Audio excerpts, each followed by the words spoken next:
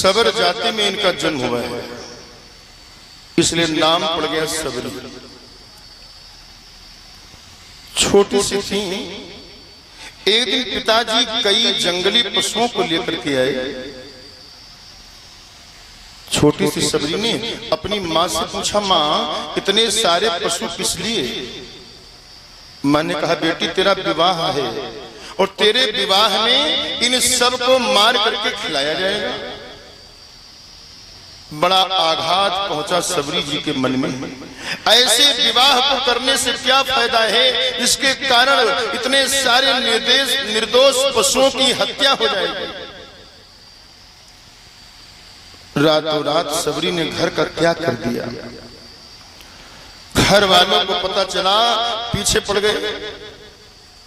सबरी माता ने देखा, समझ गई, सोचा शायद ना बचने पाऊंगी, तो एक मरा हुआ पशु था, उसी के खोल में जा करके प्रविष्ट हो गई।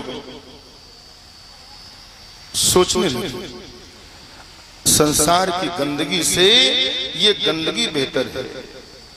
आज रह लूंगी तो सारा जीवन गंदगी से बच जाएगा। रात भर उसी गंदगी में पड़ी रही। माता सबरी के घर के लोग खोज खोज करके जब हार गए, नहीं पाए, सबरी माता प्रातः मतंग ऋषि के आश्रम में पहुंची। मतंग ऋषि ने अपने आश्रम में उन्हें आश्रय प्रदान किया। और जब मतंग ऋषि के परम धाम जाने का समय आया तो मतंग ऋषि ने सबरी को बुला करके कहा, तुम यही रह करके राम का भजन करना, तुम यहीं रह करके राम का भजन करना, एक ना एक दिन राम तुम्हें अवश्य मिलेंगे। भगवान राम के दर्शन हेतु तुम्हें जाना नहीं पड़ेगा, अपितु स्वयं भगवान चल करके तुम्हारे आश्रम में पधारेंगे, स्वयं प्रभु पधारेंगे। गुरु के वचन पर सबरी माँ को इतना विश्वास है कि सबरी जी प्रातः उठती हैं तो नित्य आंगन को बुहारती, रास्ता साफ करती, शायद आज प्रभु आ जाए। उस दिन प्रभु नहीं आते, अगले दिन पुनः वही कर्म दोहराती हैं, प्रभु की प्रतीक्षा करती हैं। देखिए, भक्ति समीक्षा का नहीं, भक्ति प्रतीक्षा का नाम है। भक्ति किसका नाम है? भक्ति समीक्षा का नहीं, भक्ति प्रतीक्षा का नाम है। जिसने प्रेम से भगवान की प्रतीक्षा करेंगे, उतने ही प्रेम से प्रभु से मिलन होगा। सबरी माता का नित्य का नियम है, नित्य सबरी माता रास्ते को संवारती हैं। भगवान माता सबरी के आश्रम में प्रवेश पा रहे हैं और सबरी माँ को क्या लग रहा है, राम मेरे घर आ रहे हैं, सबरी देख राम ग्रह आए। गोस्वामी जी को लग रहा है राम सबरी माँ के आश्रम में जा रहे हैं। वैसे तो आश्रम और घर में ज्यादा अंतर नहीं, परंतु जहां संत वास करें वो आश्रम है और जहां गृहस्थ निवास करें वो घर है। परंतु सबरी माता अपने को संत नहीं मानती हैं, इसलिए वो कह रही है, सबरी देख राम ग्रह आए, प्रभु मेरे घर आए। परंतु गोस्वामी जी को लगता है सबरी संत हैं, इसलिए लिखते हैं सबरी मैया के आश्रम में प्रभु पधारते हैं। सबरी जी को इस बात की प्रसन्नता उतनी नहीं है कि प्रभु आए, अपितु इस बात की प्रसन्नता ज्यादा है कि मेरे गुरु के द्वारा कहा गया वचन आज सिद्ध हो गया। मेरे गुरु जी ने कहा था रामायण, मुनि के वचन समुझ जिए भाई। सबरी माता ने राम जी को लिपट करके प्रणाम किया, साष्टांग प्रणाम किया। सबरी माता कहती है, प्रभु मैं किस प्रकार से आपकी स्तुति करूं? पढ़ाई तो मैंने कभी की ही नहीं, के ही विधि स्तुति करूं तुम्हारी, किस प्रकार से मैं आपकी स्तुति करूं? भगवान को दया आई, बोले सबरी, मैं केवल एक संबंध को मानता हूं, वो है भक्ति का संबंध। भगवान कहते हैं अत्यंत नीच प्राणी भी है, और यदि उसमें भक्ति है तो वो भी मुझे प्राणों के समान प्रिय है। भगवान कहते हैं मैं केवल एक ही संबंध मानता हूं, भक्ति का संबंध। सबरी जी कहते हैं प्रभु मैं कैसे स्तुति करूं आपकी। भगवान कहते हैं सबरी तू मेरी स्तुति नहीं कर सकती, परंतु मैं तो आपकी स्तुति कर सकता हूं, मैं तेरी स्तुति करता हूं। ये नवधा भक्ति का उपदेश नहीं है, उपदेश तब दिया जाता है जब सामने वाला पूछे महाराज हमें नवधा भक्ति सुनाओ, तो महाराज सुनाएंगे। सबरी जी ने नहीं कहा महाराज हमें नवधा भक्ति सुनाइए। भगवान कह रहे हैं सावधान होकर के सुनो, मैं तुम्हें नवधा भक्ति सुनाने जा रहा हूं। इस सबरी के मन की वो भावना थी कि भगवान की स्तुति नहीं कर पाई, तो स्वयं भगवान सबरी की स्तुति करने लगे। और जब पूरी नवधा भक्ति सुना लिए तब सबरी जी से कहते हैं सबरी 9 में से एक भी जिसमें है वो मुझे प्राणों के समान प्रिय होता है, और तुझमें तो 9 की 9 भक्ति विद्यमान है। यहीं से स्पष्ट हो जाता है कि भगवान स्तुति कर रहे हैं, क्योंकि 9 की 9 भक्तियां सबरी में पहले से ही विद्यमान थी। इसलिए भगवान ने ऐसा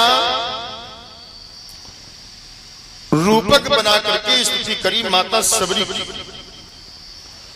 नवधा भक्ति के रूप में भगवान कहते हैं बोले प्रथम भगति संतन करि संगा। इस नवधा भक्ति पर विस्तृत चर्चा हो सकती है। नवधा भक्ति पर 9 दिन चर्चा हो सकती है केवल इसी चौपाई पर।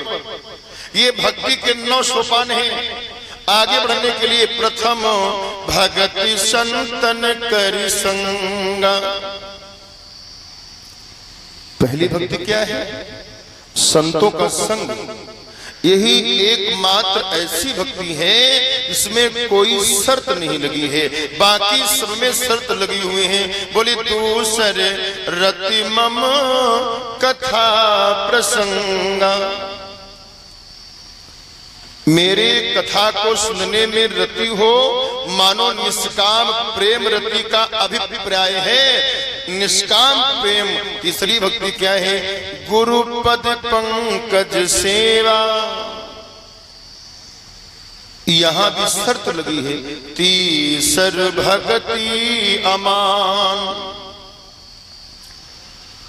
मान शून्य होकर के गुरुदेव के चरणों की सेवा करना ये तीसरी भक्ति है। अब यहां भी शर्त लगी है। चौथी भक्ति देखिए, चौथी भक्ति राम गुण।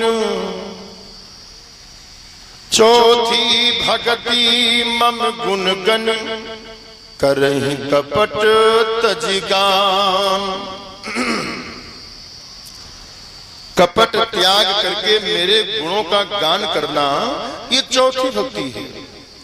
भगवान के गुणों का जब कोई कथावाचक गायन करे, अगर वो कपट त्याग करके गा रहा है तो चौथी भक्ति है। लेकिन यदि कपट से गा रहा है तो वो चौथी भक्ति के अंतर्गत नहीं आएगा। काल नेमी के जैसे अगर कोई राम कथा सुनाए, काल नेम की कथा और हनुमान जी की कथा में क्या भेद है?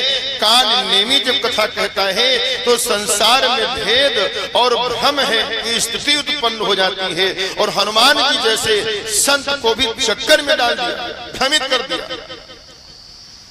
ये बनावटी लोग ऐसे होते हैं, ऐसी ऐसी भाषाओं का प्रयोग करते हैं कि बड़े बड़े से बड़ा ज्ञानी भी इनके चक्कर में पड़ जाता है। तो काल नेमी जब कथा कहता है तो संसार में भय और भ्रम की सृष्टि होती है, परंतु हनुमान जी महाराज जब कथा कहते हैं तो संसार से भय और भ्रम की निवृत्ति हो जाती है। इस दृष्टि से हनुमान जी की कथा देखिए तो कपट के साथ यदि गान करेंगे तो चौथी भक्ति नहीं है, मंत्र जाप पांचवी भक्ति है, लेकिन शर्त इसमें है, बोले मंत्र जाप मम दृढ़ विश्वासा, भगवान के ऊपर दृढ़ विश्वास के साथ जब करो तो ये पांचवी भक्ति है, अन्यथा नहीं। नवी भक्ति कह रहे हैं सरलता को, ये आखिरी में मिलती है। सा से सीता, रा से राम और ला से लक्ष्मण, अर्थात जिसका हृदय सीता राम लक्ष्मण से भरा है वही सरल है, बाकी सब कुटिल है। अर्थात सीता राम लक्ष्मण है हृदय में तो सरल, अन्यथा कुटिल। अगर संसार से भरा है तो कुटिल। अब आप देखिए नौ भक्ति में सिर्फ एक भक्ति है जो निशर्त है, उसमें कोई शर्त नहीं है, पहली ही भक्ति निशर्त है। नवधा भक्ति की शर्त सिर्फ इतनी है,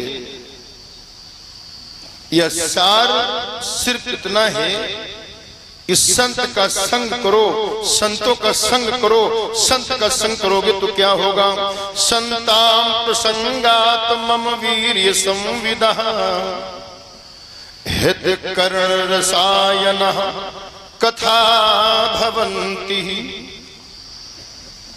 जब सच्चे संतों का संग होता है तो भगवत कथा श्रवण करने को मिलेगी, और जब कथा सुनने को मिलेगी तो श्रद्धा रतिर भक्ति नुक्मियस्यति, भगवान की कथा सुनने से रति का प्रादुर्भाव होगा। दूसरी भक्ति स्वतः जीवन में आ जाएगी। इसलिए क्रम है, सच्चे संत का संग करो तो आगे के ताले अपने आप खुलते चले जाते हैं। और अंत में हम भक्ति के उस पराकाष्ठा पर पहुंच जाते हैं, पहुंच करके हम सरल हो जाते हैं संसार के लिए।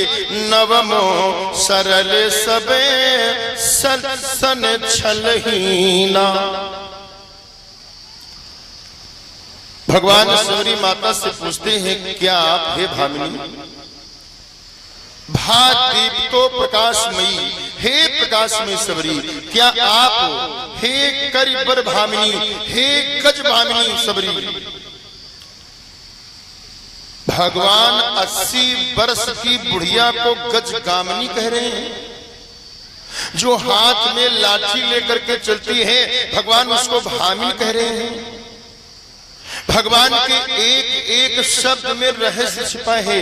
हे प्रकाशमयी शबरी, हे गज गामिनी।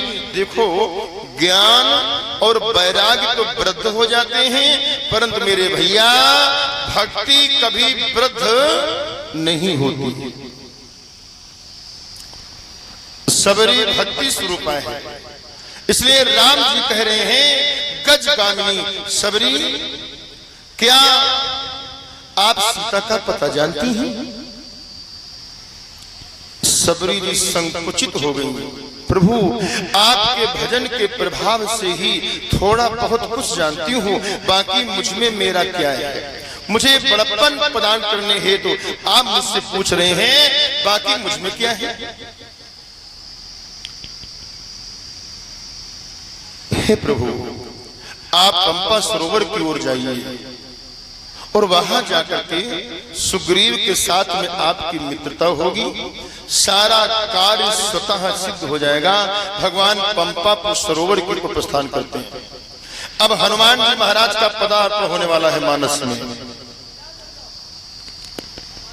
अब राम कथा में हनुमान जी महाराज का पदार्पण होने वाला है, तो एक बार सभी जयकारा हनुमान जी का बोलेंगे, बोलिए हनुमान जी महाराज की जय हो।